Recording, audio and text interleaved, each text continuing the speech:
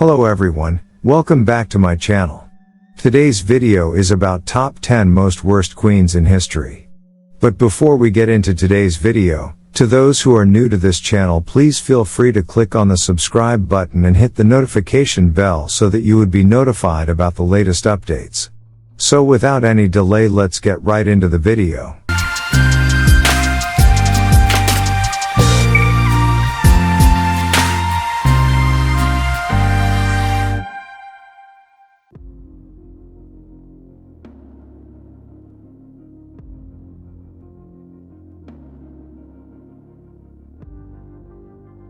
Born in 1560 on a family estate in royal Hungary, Elizabeth Bathory was of noble blood. She was the niece of Stephen Bathory, voivode and later Prince of Transylvania, the Grand Duke of Lithuania, and the King of Poland. As such, she was born into nobility and was privileged with education, wealth, and a lofty social rank. Her first taste of the morbidly bizarre was introduced to her during childhood. As a child, she suffered seizures which may have been epilepsy. Treatment for such bouts included feeding the patient blood and bits of skull from a non-sufferer. Although there is no hard evidence for it, tales of her childhood describe her being introduced to violence and cruelty by her own family. She witnessed brutal punishments and executions carried out by her father's officers and was influenced by family members involved with Satanism and witchcraft. Between the ages of 10 and 12, Elizabeth was engaged to Count Ferenc Nádasdy.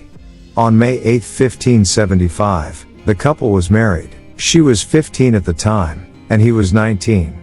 Before this, however, at the age of 13, Bathory bore a daughter with a peasant boy. The child was given away to a peasant woman whom the Bathory family trusted, and the affair was kept quiet. Her husband spent much of his time away from home fighting the Ottomans, leaving Elizabeth to run the estate. Her sadism became more pronounced as time wore on.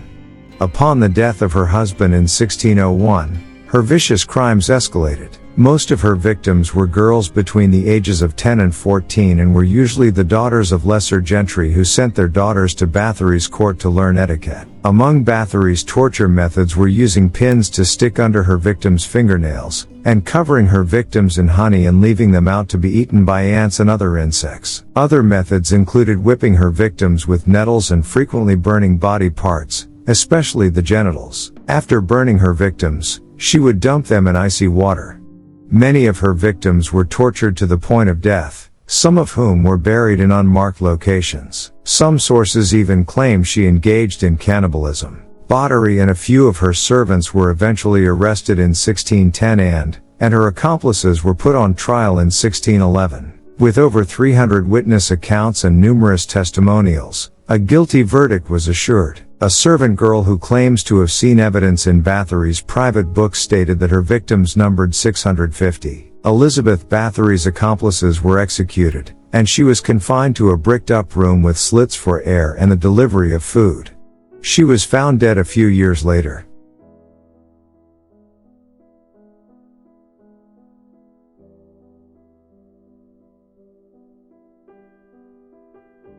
Wu Zetian, also known as Wu Zhao, left an indelible mark on Chinese history as the sole female emperor of China. She reigned from 665 to 705, initially as Empress Consort and later as Empress Dowager. Eventually, she established the Wu Zhou dynasty and ruled as the female emperor from 690 to 705. Wu's rise to power involved strategic maneuvers and political alliances. She initially gained Emperor Gaozong's favor, surpassing her romantic rival, Empress Wang, in influence. In 652, she gave birth to her first son, Li Hong, followed by another son, Li Shen, in 653. However, Gaozong had designated his eldest son from consort Lu, Li Zhong, as his heir, as a token of gratitude for her support. By 654, both Empress Wang and consort Xiao had fallen out of favor, while Wu consolidated her power. Demonstrating his affection, Gaozong even honored Wu's deceased father, Wu Shiyue. However, tragedy struck when Wu gave birth to a daughter. Disturbingly, accounts suggest that Wu smothered the infant and falsely blamed the emperor's wife for the child's demise. To compound the cruelty, She orchestrated the brutal execution of the emperor's wife, where her legs and feet were severed before she was drowned in wine. While historical portrayals have often depicted Wu Zetian as a ruthless and morally questionable ruler, it is crucial to approach these accounts with a critical lens, considering potential biases and political motivations. Scholars have recently re-evaluated her reign, examining her accomplishments and contributions to the empire. Wu Zetian's legacy is complex, sparking intrigue and controversy. Regardless of the controversies surrounding her rule, she undeniably challenged traditional gender roles and left an enduring legacy as the first and only female emperor of China.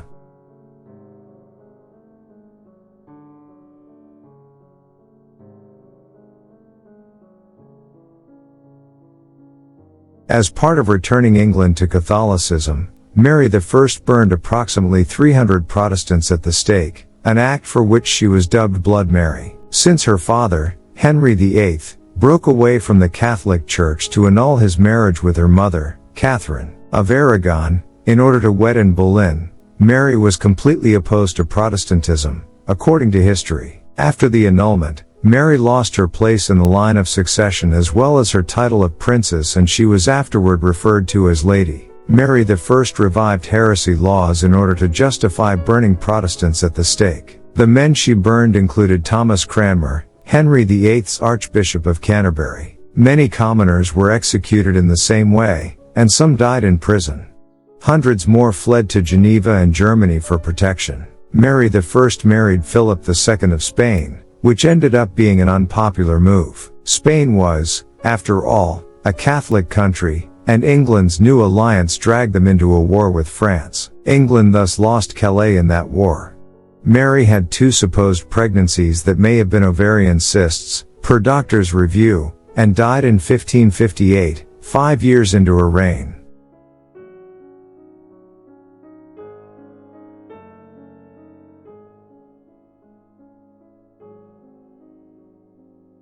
Byzantine Empress, Irene of Athens, ruled between 797 to 802 CE. She co-ruled with her son for 2 decades before leading the kingdom by herself. Her son Emperor Constantine VI was an unpopular emperor, as the mother-son duo was indeed a Greek tragedy. The empress was an ambitious woman and wanted full control of the Byzantine Empire. With the help of some political allies, Irene led a conspiracy against her own son. Ultimately, the mother and son reconciled. However, that wasn't the end. In 786, the public turned against Constantine after he decided to divorce his wife and marry his mistress. Irene took advantage of this and once again conspired against her son. She ordered the arrest of Constantine and gouged his eyes out.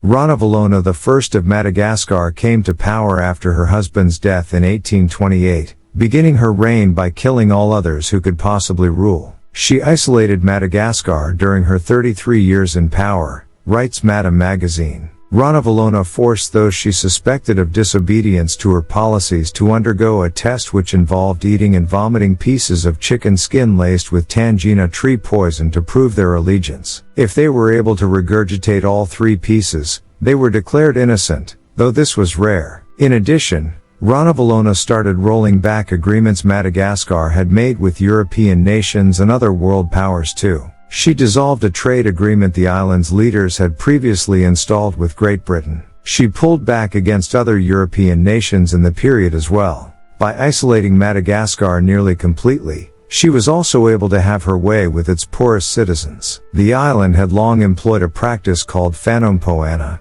in which poor Malagasy people performed manual labor to settle unpaid debts and taxes. The program had been used sparingly, though. But during Runavalona's reign, she ramped it up. The results were brutal for Malagasy natives. Many of them died of hunger in awful living conditions. By the end of her reign, Runavalona was becoming keen on pushing out all non-native religions from the island too. In the 1850s, she specifically banned Christianity from being practiced in her homeland. Christian missionaries who had moved there and native Malagasy people who converted to the church were suddenly forbidden from worshipping. Many protested, but she cared not for their dissent. In the worst cases, she sought out activists and had them killed. Things got so bad that her own son, Radama II, put together a coup attempt against his mother's reign. That failed, but Runavalona wasn't long for the world anyway. She died in 1861, and Radama took over the throne. During Runavalona's reign, the population of Madagascar was cut in half.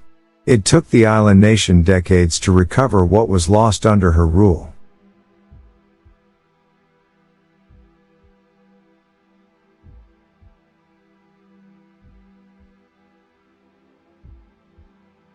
France's queen between 1774 and 1792 was Marie Antoinette.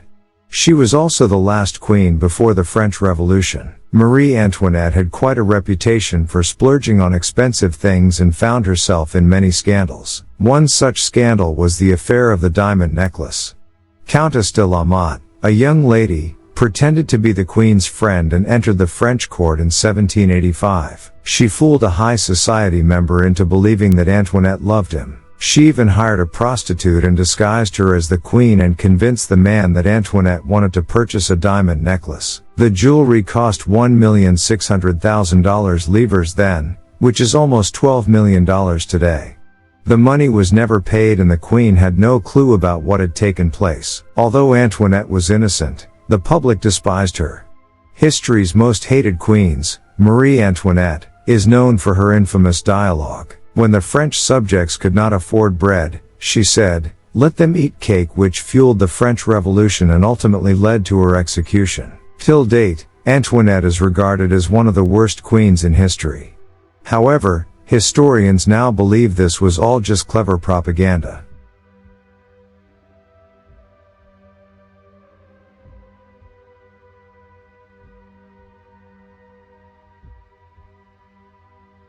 Julia Agrippina, also known as Agrippina the Younger, was the mother of Nero and influenced him during his early years as emperor, especially as she was his regent at first. She took part in a conspiracy against her brother, Caligula, and was exiled in 39 AD. She was, however, allowed to return 2 years later. Agrippina was suspected of killing her second husband by way of poison, and she married her third husband, Claudius, the same year. She convinced him to adopt her son Nero, from her first marriage, and make him his heir. When Claudius died 5 years later, it was suspected that Agrippina poisoned him as well. She became the regent for her son Nero, but that didn't last because Nero eventually had Agrippina put to death. Considering what he must have learned from his mother, it's somehow not surprising that Emperor Nero turned out as he did.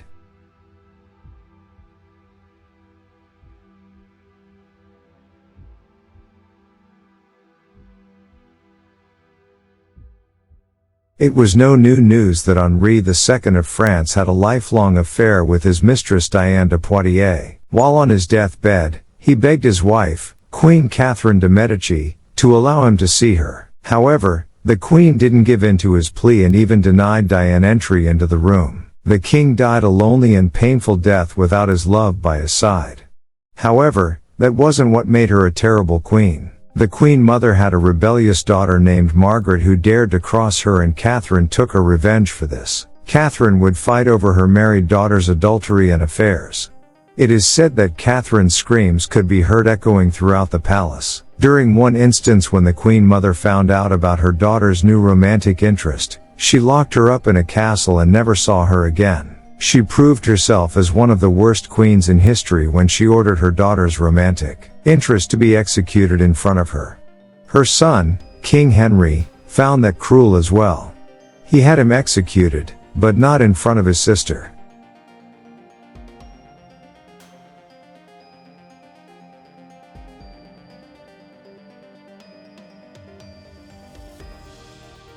Freda Gund of Neustria began her life as a slave in the early 500s. She was ruthless in her ability to social climb, though, by her early 20s, she'd become a lover and then a wife to Chilperic, the king of Francia. As queen, she regularly assassinated court members who got in her way. She was interested in keeping Chilperic installed on the throne and then paving the way for her son to assume the job when her husband died. To clear this path, Freda Gund had to be vicious.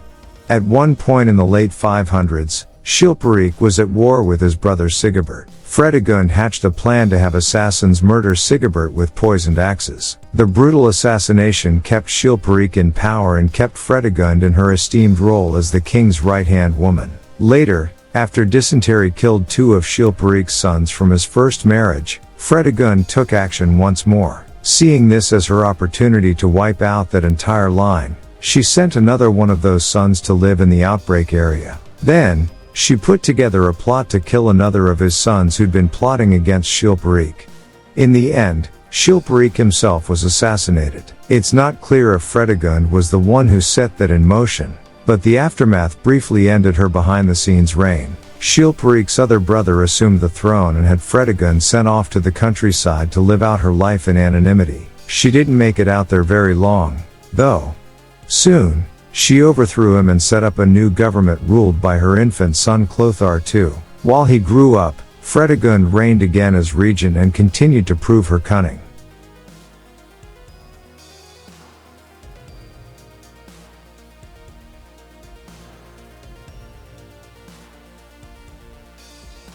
There is a lot of mystery surrounding Princess Olga of Kiev, and many of the stories about her may be apocryphal. What we do know is that she was a Ukrainian princess and the first female ruler in Russian history. She became queen regent in 945 CE after her husband, Igor I, was slain. As their son was too young to rule, she was crowned queen in his stead. One of her first acts was to seek revenge for her husband's demise. By her orders, the men responsible were captured and executed using scalding water. She didn't stop there, however.